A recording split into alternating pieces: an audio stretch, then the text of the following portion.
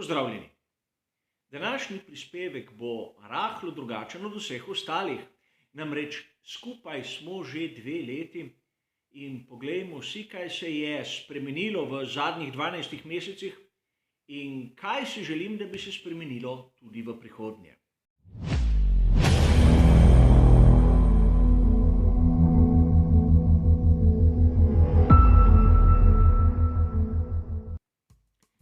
V zadnjih 12 mesecih se je na kanalu zgodilo ogromno. Od tega, da sem zamenjal lokacijo, v resnici sem zamenjal le sobo, a izgleda malce lepše, ni več tistega občutka, kot da smo v kuhinji, kajti bili smo v moji kuhinji in sedaj smo v posebni ločeni sobi. Seveda nabavil sem tudi malce boljšo razsvetljavo. Sedaj se učim uporabljati zunanji mikrofon, kot ste mogoče opazili v nekaterih prejšnjih posnetkih, in seveda že kar nekaj mesecev so prispevki kanala Bežersvoj v HD-ju.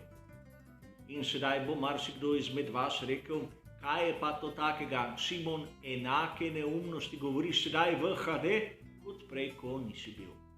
In seveda, neumnosti so ostale iste, a seveda boljša kvaliteta slike prinese tudi nekaj manj. A verjetno ste opazili, da se je spremenilo tudi nekaj na vsebinah. Imel sem možnosti spoznati Giancarla Minardija, pripravljaš se še marsikaj drugega, kar je najbolj pomembno, predvsem z vašo pomočjo, sem pristal v tisti ekipi, ki se ukvarja s formulo na sportklubu. Seveda, sem na prvi stopnički. Nekaterim sem všeč, mnogim ne. In tu velja opomniti, da na mojem kanalu ste dobrodošli vsi. Vsi tisti, ki imate določene argumente. Mnogokrat se zgodi, da mi kdo prišepne, da mu nekatere stvari niso všeč. In mnogokrat se z njim tudi sam strinjam. A vprašanje je, kako jih popraviti. In takrat ponavadi obnemiva oba. Na začetku si nisem predstavljal, da bodo zadeve tako težavne in tako počasne. Namreč priznam, da kar se tiče tehnike, nimam kakega predznanja in mnogokrat ugotovim zadeve čez mesece, ki so komu drugemu same posebej umevne. A seveda, pridem počasneje na cilj, a upam, da pridem. Seveda tudi kar se tiče sledilcev, sem mislil, da bodo zadeve šle malce hitreje. Sedaj nas je tam okrog 260 in ne pritožujem se. Le na začetku sem mislil, da v 2 letih bo poleg številke 260 še kakšna ničla ali 2, seveda tam na koncu in brez vejice.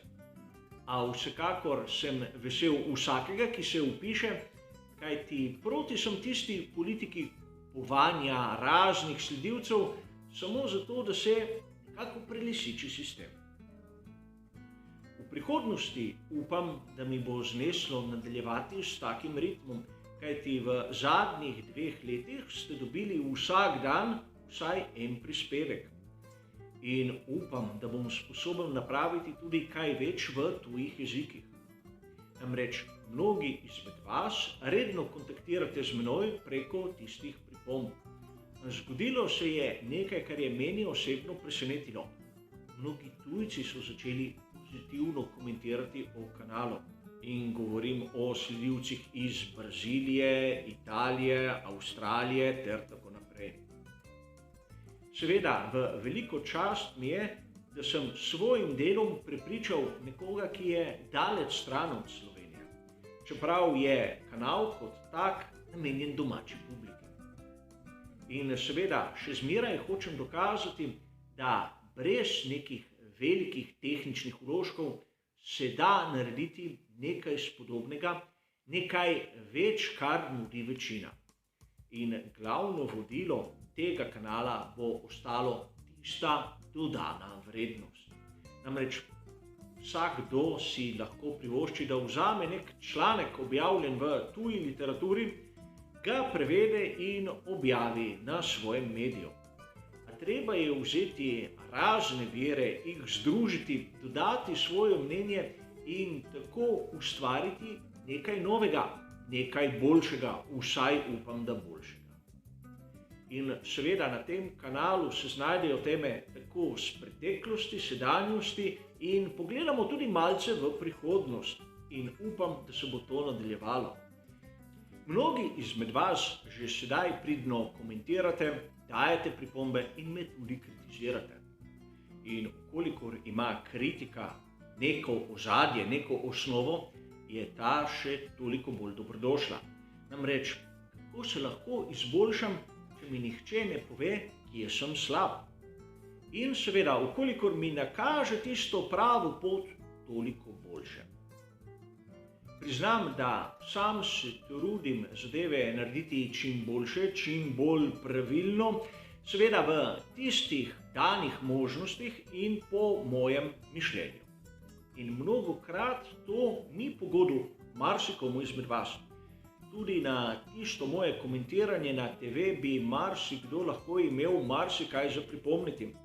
A mnogokrat sem povedal, kolikor kdo misli, da je boljši, so odprte avdicije na vsaki zadevi in naj se preizkusi sam. Z moje strani lahko povem, da dam vse od sebe, da bi bila zadeva čim boljša. A zavedam se tudi dejstva, da tisto vse od sebe, kar lahko dam, mogoče ni dovolj. Zato ste tu na vrsti vi. In ne samo kar se tiče mojega udejstvovanja na Sportklubu, tudi kar se tiče prispevkov na kanalu, velja isto. A kot sem povedal, publika, sledilci, gledalci, ste mi zmeraj v veliko podporo, tako s predlogi, kot tudi s tistimi dejanji, ki ste jih napravili, da sem prišel tam, kjer sem. In seveda, hotel sem dokazati marsikaj, tudi to, da se da narediti tisto, kar so mnogi mislili, da je nemogoče, posebej z omejenimi sredstvi. In seveda tu moram priznati, da moj pristop pri ustvarjanju dnevnih prispevkov je podoben tistemu, ki ga vidimo v marsikateri ekipi Formule 1. Namreč nenehno izboljševanje, iskanje tiste meje, dokjer še zadeve gredo in seveda strmenje k konstantnemu izboljšanju zadev.